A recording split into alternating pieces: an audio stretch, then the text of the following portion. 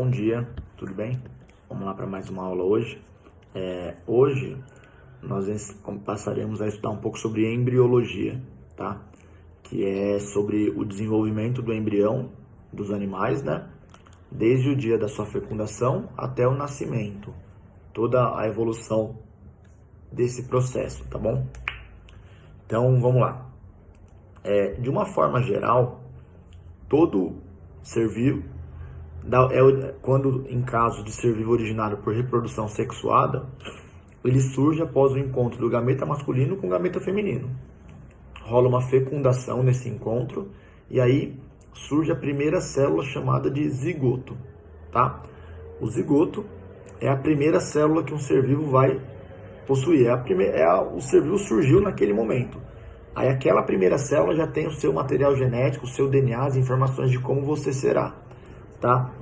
E aí esse zigoto vai sofrer uma divisão em duas células, chamada de clivagem, tá? Que pode ser tem um esquema aqui, ó. Pode ser uma clivagem holoblástica igual ou desigual, que é quando igual as células que serão originadas terão todas o mesmo tamanho, ou desigual quando as células que serão originadas a partir dessas divisões apresentarão tamanhos diferentes, tá? Então, cada ser vivo apresenta um padrão diferente no que diz respeito a isso. E aí, no começo, será formado algo chamado de ovo. Não necessariamente o ovo da galinha. O ovo é o nome do grupinho de células existentes numa fase inicial do embrião. Esse ovo, ele pode ser oligolécito. Oligo, pouco. Oligolécito é aquele ovo que tem pouco vitelo. Ele pode ser telolécito completo, que é quando tem muito vitelo, ou ele pode ser telolécito incompleto, que é quando ele tem uma quantidade intermediária de vitelo, nem muito e nem pouco, tá? E aí, então, esse ovo, ele vai se desenvolvendo até virar um ovo de fato, quando é uma galinha, um réptil, ou uma placenta, quando é um humano, enfim. Vai depender da espécie que está sendo desenvolvida ali. Então, dando continuidade à embriologia, vamos lá, ao passo a passo da evolução. Temos, então, um zigoto que vai sofrer uma clivagem e vai virar duas células, tá? Aí ele vai se desenvolvendo.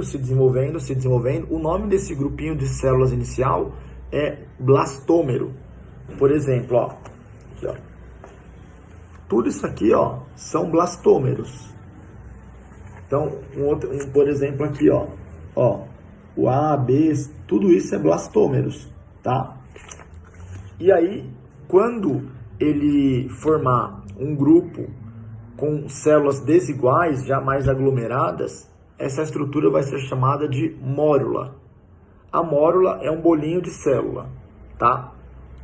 Depois, quando essa mórula sofreu uma invaginação, sofreu um buraco no meio, que é o que vai vir a ser o intestino, nós temos então ali a blástula, tá? E o buraco da blástula é a blastocele. Então, é o zigoto, sofre uma clivagem, vai virando os blastômeros. Quando virou um bolinho celular, é a mórula. Quando esse bolinho celular passou a ter um buraco no meio, ele passou a ser uma blástula. E esse buraco no meio é a blastocele, ok? Isso seria uma blastocele, por exemplo. Blastocele e a blástula, que é uma tá de costas e uma tá de frente.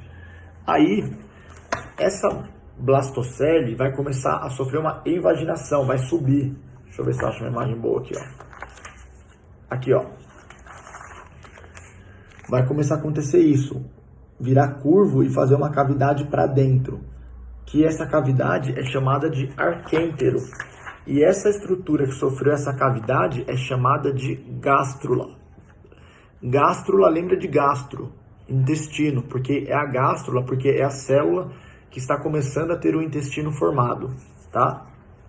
E aí, depois da gástrula, vai começar a divisão em tecidos. Até a gástrula, todas as células eram mais ou menos iguais. A partir disso, vai começar a haver uma diferenciação em tecidos, tá? Que seria basicamente três: endoderme, mesoderme e epiderme. Aqui, ó, um exemplo de como vai ficar, ó.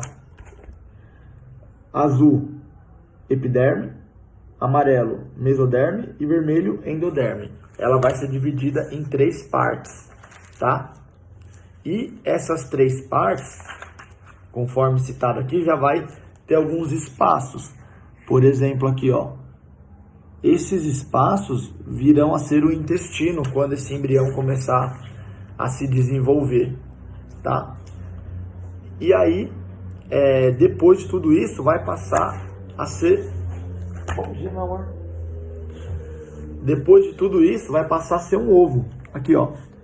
Um ovo, esse no caso é um ovo de uma ave ou de um réptil.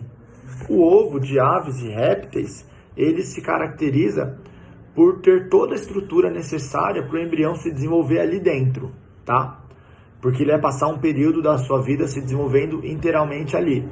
Diferente de nós mamíferos, que não temos as estruturas dentro do nosso ovo, que seria a placenta, porque nós temos o cordão umbilical que vai receber periodicamente tudo aquilo que é necessário para que o embrião se desenvolva. Porque o bebê do mamífero, ele está conectado com a mãe, ele está dentro da mãe. O bebê das aves e dos répteis, ele não está junto da mãe. Ele cresce, se desenvolve, né? O embrião é desenvolvido fora do corpo materno. Por isso, tem necessidades diferentes. Então, por exemplo, o vitelo, que é o saco vitelino. O vitelo dos embriões de aves é bem grande, porque ele tem que ter muita comida para ele poder comer e se desenvolver lá dentro, tá? Aí, além do vitelo, ele tem o alantoide, que é uma bolsa que vai ajudar na troca gasosa e também vai ser uma bolsa que vai armazenar os resíduos, o cocô, o xixi, que a ave ou que o réptil realizar nesse período, vai ser armazenado aqui no alantoide, tá? O líquido amniótico é uma bolsa d'água que protege o embrião contra choques, né? Se o ovo chacoalhar, ele está lá imerso ali dentro e não fica chacoalhando, tá? E o córeo, que é aquela membranazinha que protege caso a casca sofra alguma fissura. Se você vai descascar ovo de codorna, ovo cozido de uma forma geral, se você for tirar a casca, pela casca mesmo, você está ferrado, vai demorar muito. Então você tem que dar uma unhadinha um pouco mais forte para pegar aquela pelezinha, porque aí vai sair pedaços maiores da casca. Essa pelezinha é o córeo. Ela protege em caso de haver alguma ruptura no ovo, tá? Então, basicamente, o líquido amniótico protege contra choques e desidratação, e o alantoide armazena os resíduos e ajuda na troca gasosa, e o vitelo, ou saco vitelínico, né, armazena o vitelo, que é o nutriente que o embrião precisa para se desenvolver. Aí agora nos seres humanos, que é totalmente diferente, porque temos a placenta, não é um ovo, tá? Então, como temos a placenta, tudo muda, porque a placenta é uma bolsa cheia de vasos sanguíneos que ajuda a tanto o bebê mandar coisas que ele não precisa mais para a mãe eliminar para ele, tipo o xixi da mãe, sai coisas do bebê também. Ou então também o contrário, manda coisas que a mãe ingeriu para o bebê, manda anticorpos para o bebê, manda alimento para o bebê, manda água para o bebê, manda oxigênio para o bebê. Então o bebê ali, tendo a placenta e o cordão umbilical que conecta ele à placenta, ele consegue mandar fora tudo que ele precisa e receber também tudo que ele precisa, tá? Então a placenta, qual que é a vantagem evolutiva da placenta em relação aos demais? Ela mantém o bebê junto à mãe e assim o bebê consegue se desenvolver integralmente dentro do corpo da mãe. Porque quando o bebê já nasce, ele já está pronto para mamar, para dar continuidade ao seu ciclo de desenvolvimento. As aves, os répteis, o bebê ainda nasce bem fragilizado, tá? Então o ovo, por que ele nasce se ele ainda não está pronto? Porque acabou o alimento dentro do ovo. Já nos mamíferos, só vai nascer quando está pronto, né? No caso, esse é o maior valor adaptativo da placenta em relação aos demais seres vivos. Ela faz o embrião se desenvolver inteiramente dentro do corpo da mãe, só nascer de fato quando está preparado, tá? E aí, olha, então lembrando, nos vertebrados terrestres, que são as aves, répteis e mamíferos, o córeo, aquela pelezinha, vai proteger e vai fazer a troca gasosa nos répteis e nas aves. No humano não faz troca gasosa não, no mamífero, porque no mamífero a troca gasosa é pelo cordão umbilical, mas a proteção também rola no caso dos mamíferos. O âmnio serve para todos. O âmnio é aquele líquido amniótico. Ele serve para proteger o embrião contra impactos. Imagina se o bebê ficasse em uma parte oca na barriga da mãe, primeiro que ele ia ficar suspenso, pesando ainda mais para ela, e a mãe virando, fazendo algum movimento, o bebê ia ficar chacoalhando inteiro lá dentro, e o bebê é super frágil. Então ele estando imerso nessa água, nesse âmnio, ele fica protegido contra choques mecânicos, movimentos bruscos, etc. Tá? O alantoide, agora em aves e em mamíferos, a diferença, tá? Em aves ele armazena resíduos, conforme eu falei. E o saco vitelínico nas aves armazena o vitelo. Porque a ave, como ela está fechada dentro daquele ovo, ela não pode fazer cocô para fora, porque não tem como, ela não tem contato com o meio externo. E ela não pode comer nada que está fora, porque ela está fechada dentro daquele ovo. Já os mamíferos é diferente, tá? Nos mamíferos, o alantoide ele vai ajudar na formação dos vasos sanguíneos, tá? Porque ele não precisa de armazenar cocô ali. A mãe libera tudo que o bebê precisa eliminar. E o saco vitelínico, o bebê também não precisa de vitelo, porque ele vai receber nutrientes da mãe através do cordão umbilical. Então, o bebê, no caso dos mamíferos, o saco vitelínico vai ajudar a formar as células sanguíneas. Vai pegar aqueles nutrientes para formar nossos primeiros glóbulos brancos, glóbulos vermelhos, plaquetas, vai ajudar na constituição do sangue, tá?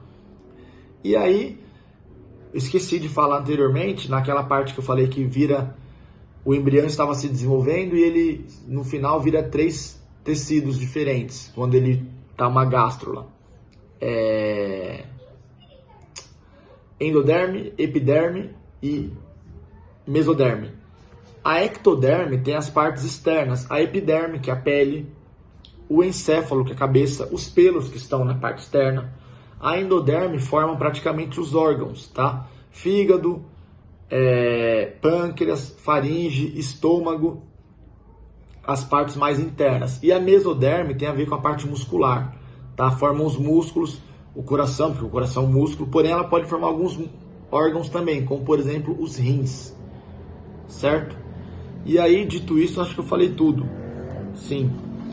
Então, façam os exercícios das páginas 17, 18, 19 e 20, por favor.